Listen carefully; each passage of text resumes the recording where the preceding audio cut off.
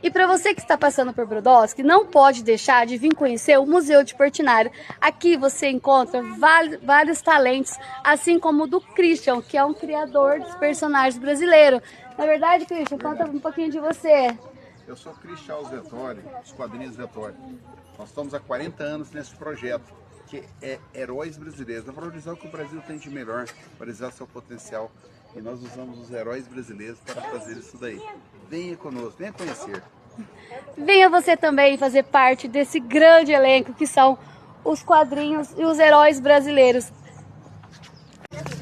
Sem contar os nossos artistas ocultos, né? Onde ninguém vê, mas olha só os talentos que ele tem. Esse aqui é o Gilberto.